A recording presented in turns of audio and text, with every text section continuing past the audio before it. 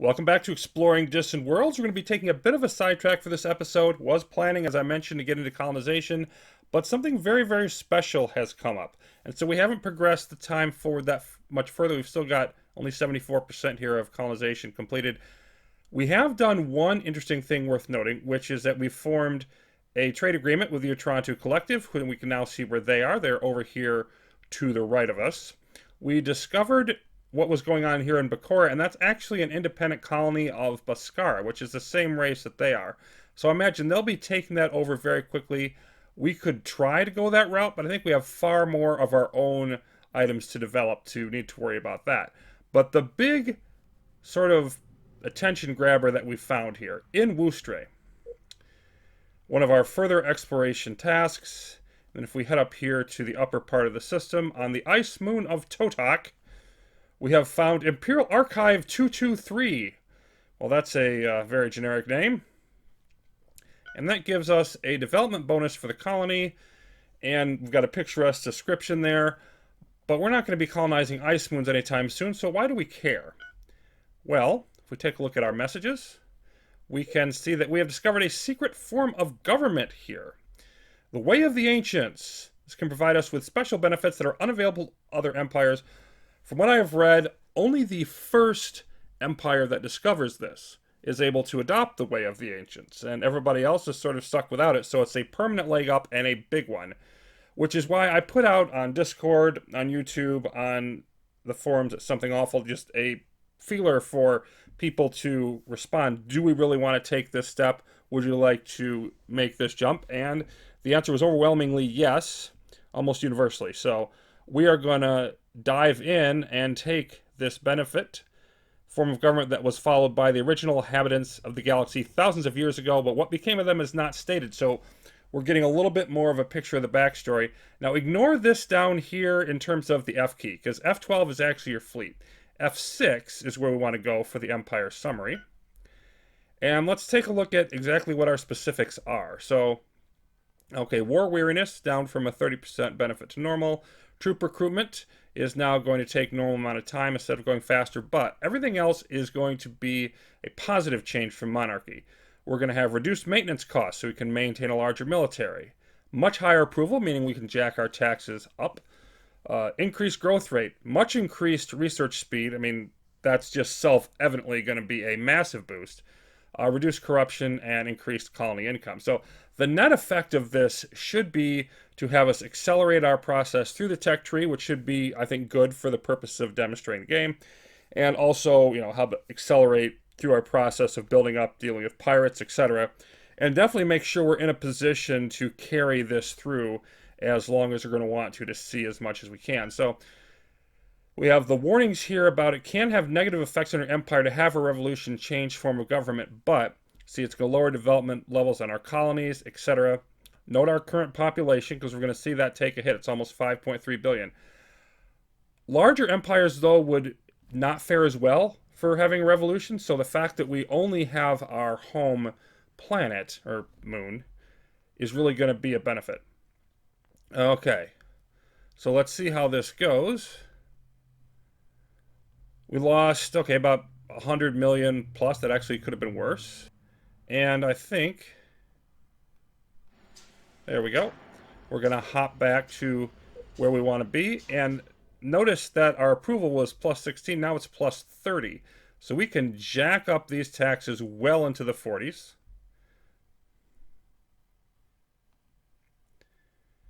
And let's see. Probably one more is going to be a bit high. Yeah, let's drop that down one. Okay, we're going to see how this proceeds. Now, we do have our fleet. If we take a look at that momentarily. So, we're building some more. They are headed off here to Reshi to clear out whatever might happen to be in there, as we discussed last time. So let's just see how this proceeds. Of course, we're building some more ships. Okay, another construction ship has finished a task. Loros fruit discovered. Okay, well, this is another very welcome find for us. And to discover, the Way of the Ancients and 2 of the 3 super luxury resources this close to us is really spectacular. Now, I do need to mention that I was corrected on a couple things. One was that you can't actually have more than one super luxury resource of each generated in the galaxy, but on average, you'll get at least one of each, and on average, it'll be one each for a average size galaxy, which is what we have. So just the relatively small part of the galaxy we've explored to have two of these already, that is just crazy. And here we are. Now, the other item that I was also corrected on is when we changed our lead ship for the fleet, the admiral apparently doesn't automatically get reassigned. So what I need to do is reassign him to that fleet after you've changed the lead ship, and then he will go to the correct place and be protected. So that's in place. Although, now that we have seen some more details on him, I actually don't want to do that. Because look at what he's got here. Minus 7% targeting, minus 20% weapons damage, a strong space defender, but poor attacker, poor tactician. And I'm at the point where I'm like, I don't think we even want Admiral Athanchi around. So we are going to say goodbye to you. Because I think we're better off just not having you. And then we've got a smuggler and a poor space attacker here for Leban Saksul. And again, damage control and countermeasures, okay, those aren't bad. I think the negative here is at least as great as the positive. I'm going to get rid of you too and just say, look, please eventually send us somebody better. Because I would just rather not have characters with a bunch of negative traits leading our ships. I'm just going to let them fend for themselves, as it were. Okay, so here is our next planet. And this one is ridiculous. It's got 87% for Loros fruit, 92% polymer. That's a key mid-game resource. 71% for carbon fiber, another key mid-game resource. 69% for Phalasian spice and Megalos nut. We've seen already how important Megalos nut is to the Akuros. And these are two luxury resources. And then the Loros fruit, super luxury, plus these. All of them at high percentages. I mean, we're at what here? It's got to be close to 400 combined percent. This might be the best resource planet in the galaxy. It wouldn't surprise me if it was. Urktun, right over here, and let's see, who is there, by the way? Who are these pirates? Let's find out exactly who we are going to be. Okay, the Savage Council, we've met them, and this is not a particularly strong spaceport, so it's a ways away. Like, we need to get closer. We probably want to hop into Buthawo first and then hit there, but this whole direction is just, it couldn't be more important to us right now. And pretty much nothing else even on the agenda other than getting to Akuros in terms of our expansion. So yeah, this is just spectacular finds that we're having. Nope, we're not going to, again, we can pay them money. I don't want to pay them money. I want all of my money to go into expanding the military. Now, the way I'm going to do this now is basically with our increased income, I don't think I need to concern myself as much with having savings come up because we're going to have more and more of money coming in all the time. So I'm just going to keep at least 20,000 in. And then once we get up to 40,000, I will simply boost, build a bunch more ships and so on. Okay, what do we have? We have an attack going on down here. Let's just see how this fight transpires for a bit. Because that can be kind of interesting. The Black Firestorm of the Savage Council. Okay. Oh, we've got an exploration ship has completed what it's doing. Alright, yeah, you just had a nothing planet system there, so we're going to go see this supernova. Haven't seen one of those yet.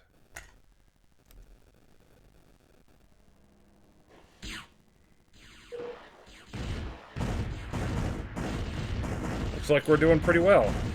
So this is one of our automated frigates that decided to come out here to Buthawo system. Okay, and we've disassembled one of the ships we captured to get advanced nuclear fission, so that's nice, and a bunch more exploration ships completing their tasks. Okay, so let's go ahead and retask all of them. You are going to, okay, you can just go to this one.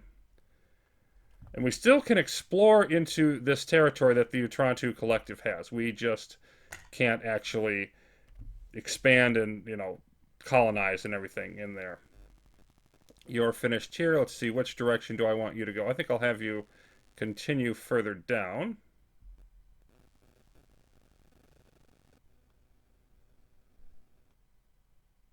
And that's everybody. Okay, let's see how we're doing over here in Reshi now.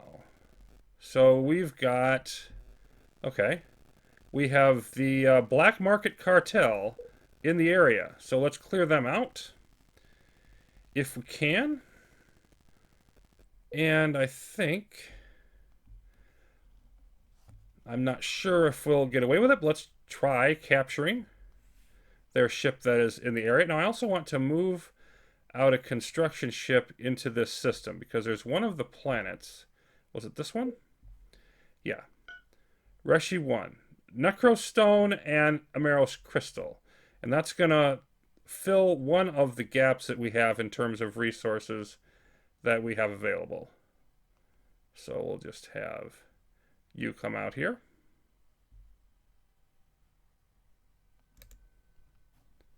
And hopefully we can see our fleet getting in some good action now. Another rule on the Great Mercantile Exchange in the Wantar system. Okay, empire-wide colony income bonus of 10% to anybody who colonizes there. That would be outstanding. But it's also ice. So we're not going to be having that happen anytime soon.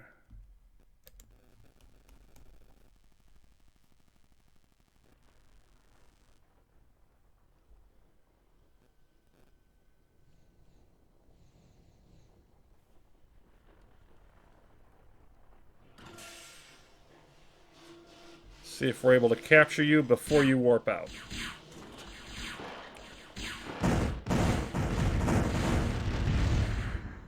Nope, looks like they ran away. Okay, that's fine.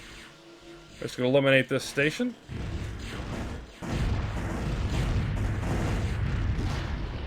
Okay, so now all of that is in place, and we're moving into this area. Of course, all of these are all independent ships.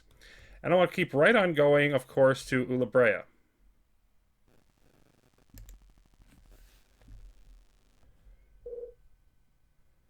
And I think it's time for us to build some more ships as well. We've got some more exploration ships completing the usual drill.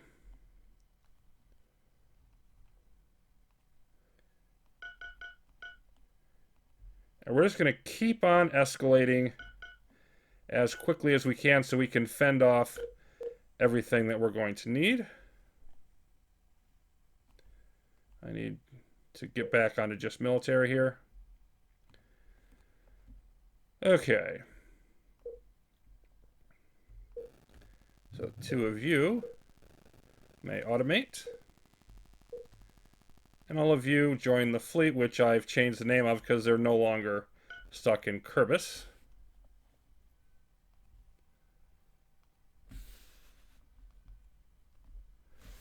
And here's our supernova. How fascinating. It does not appear, though, that there is a whole lot of anything there that is going to be exciting for us. So we're just going to continue on. And same deal here.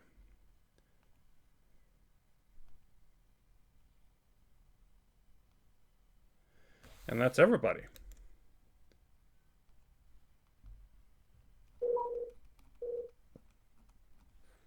And on we go.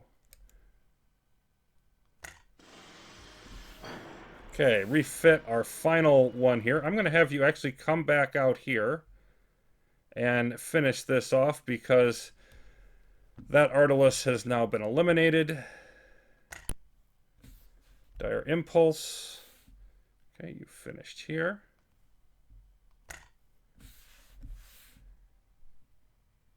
Why don't you come back down this way? Make sure we hit that star.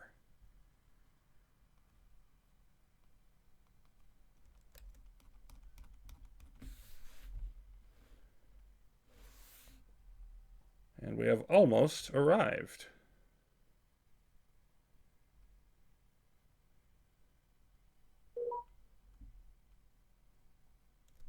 Okay. A new pirate.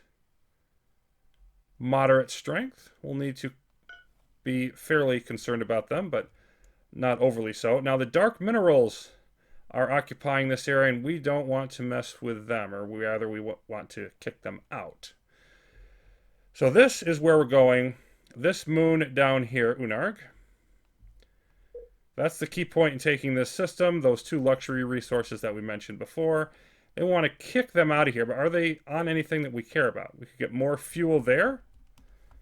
I don't really see the need at the current moment. Here, a little more fuel, some krypton. Let's just eliminate them, shall we? So once again, we're going to blast some mining stations into space dust. We have a developing situation now, which I think is a good instructive point in the game to look a little bit more at some options for managing our space military, fleet orders, all of that, and also just some pros and cons of how we're deploying, because I don't think there's any perfect way to do it, really. Some ways are better or worse, but whenever you emphasize one aspect, you're going to be leaving something else weaker. So our fleet is finishing up with the second mining station in Ulabrea, but meanwhile, here in Citacea, the black market cartel is throwing their weight around. We've got the Colossia here, a cruiser, and look at the size of that thing, like 600 size. Well, nobody can build something this big yet, except for, okay, the Ancient Guardians can. But none of the pirates can. We can't. I'm sure they found this somewhere as a derelict. Be that as it may, it's attacking an unguarded mining station, has its own weapons, but no additional fleets from us are in the system. And you can see the firepower and range that they have there.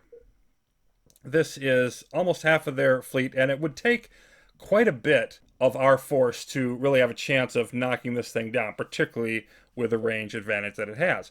Now, the dark minerals, well, we've been pushing them around pretty good, and they're no longer a threat. They are angry at us, but they can be as angry as they want. We don't particularly care. But the black market cartel is mad at us because we attacked their ships and bases and canceled the protection agreement. Okay. Now, we did recently, you may recall, kick them out of Reshe. And we could have not fought them there and just built up our own mining station, but then they would have viewed that as somewhat of a threat, been a little more likely to attack us there. You know, we could have not expanded there just yet, but we want to keep expanding our economy. So there's just a balance of, how much risk do you want to take on? Now, in the long term, of course, we want to kick them out of our space entirely. That's going to mean knocking out this base at the very minimum. This spaceport, the Dreythus Cave, that they have fairly close nearby. I'm sure that's the base where their cruiser tends to locate around, but we are not strong enough to take that down yet. It won't be too much longer before we are, but nonetheless, the less, obviously, of there's bases that they have around you, the more likely that we're going to be to limit our attacks. We have to build up to the point where we can deal with that. You might be wondering, okay, but where are all of those frigates you had on defensive duty? Are they not doing any good? Well, they wouldn't be able to take down a target of this size anyway, but let's see what they are doing. And we've got one, well, actually two, excuse me, over here patrolling a mining station. Now, two in the same place is not great, but obviously patrolling mining station is what we want them to do. And if we take a look at our control panel here, when we've just got our ship selected, we've got the the various items down here. Turn off the automation, tell them to join a nearby fleet. We could do that. Just tell them to escape, etc. Retrofit, all the things that we've seen them do before. But then if we also look down this way, we've got these various controls, changing to a different fleet or different colony ship, what's the next construction ship, military ship, etc. The military ship will use all military ships, including those that are in fleets. And so, I don't think that one's particularly as useful. I'm going to use the list here of the military ships, which only has the ones that aren't in fleets. But that's a possibility. We can also change the engagement stance. We'll get to that a bit later when we do some more fleet controls.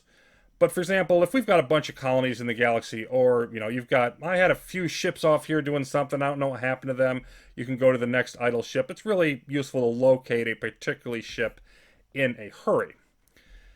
Now, in this case, we're fine with what you're doing.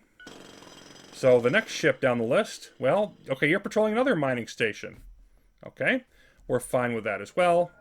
You are currently escaping from some sort of fight here in Buthawo. That's the other one that was patrolling.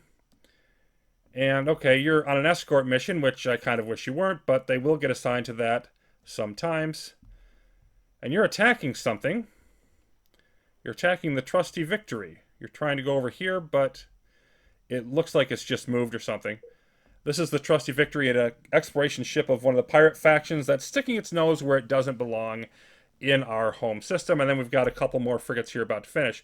So I think we can really say that they're not perfect, but these are reasonable orders that our ships are being given. And they're going around to defend areas reasonably. And we just need more of them. We just need to keep building up. Now, there is a level in between the fleet that we're controlling manually and these individual ships that are automated. And we can automate fleets as well, and there are some different options for that. So let's take a look there. And we have all of these items here down at the bottom. We'll start with the engagement stance, which we just saw on our individual ships as well. And this is mainly going to be used for, I want you to stay in this system, but I want to control what you do while you're here. So this says nearby targets, and generally we'd use that, like, let's say this was our mining station. We wanted to protect it with this particular ship or fleet. So nearby targets would mean that you're only going to engage things that come close to this. And aside from that, if some random exploration ship or whatever comes into the system, you're not going to go run off and chase it and then leave whatever station you've been assigned to vulnerable. Then we also could have system targets. Okay, now you're going to go anywhere in the system, but you're not going to chase anybody outside of that. Or you could say, okay, only move when attacked. Automate, that's pretty self-evident. Okay. And then we have the range, which is similar to engagement stance, but typically we're going to use this for the area outside of the system. Now, right now it's set to anywhere. That means literally anywhere in the galaxy that's within your fuel range, you can go ahead and pursue whatever your orders are within that area. Okay, only at the target. That's pretty much the opposite. Don't go anywhere within the current system, within nearby systems, so a fairly small radius around the system, but you're not going to just stay within the current system. And then the sector, so these sector boundaries will gain some importance if we choose that. And then back to anywhere. Now we can also set them to attack or defend.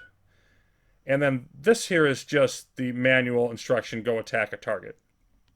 And then we have set home base.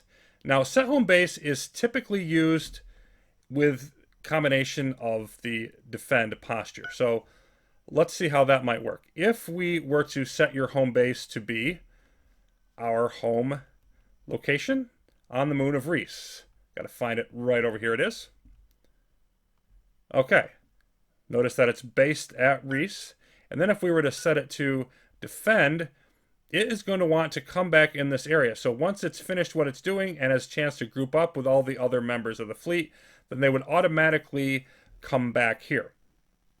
So that can be very useful, you know, if you send a fleet off to do something and then you just want it to come back when it is finished. And so by utilizing this, you can have multiple layers of deployment for your ships. Now, obviously, the more you put into your offensive fleets, the more you're going to be able to expand, prosecute offensive wars, but then you're going to be more vulnerable defensively, and then the more you spread out your fleets, the less you can defend any one particular area. Where are you most vulnerable? What's the most important to defend? All of those items should sort of play in, but you just got your automated fleets, and then the ones you're going to control yourself, and the individual ships, or you can micro everything yourself. Anywhere in that range that you want to utilize and deploy is very much a possibility. Now, when we return next time, we're going to be looking at some new items. We're definitely going to be getting to colonization. We're obviously going to want to chase the cruiser out here at Citacea, and assuming that our mining station goes down, we're going to rebuild that. We need to do some more designing. Along with the colonization ship, we are about to get some more weapons and some more engines in that are going to be beneficial to us. And so another round of upgrades are very much going to be in order. We'll be getting up to that soon. Till then, thanks for watching, everybody.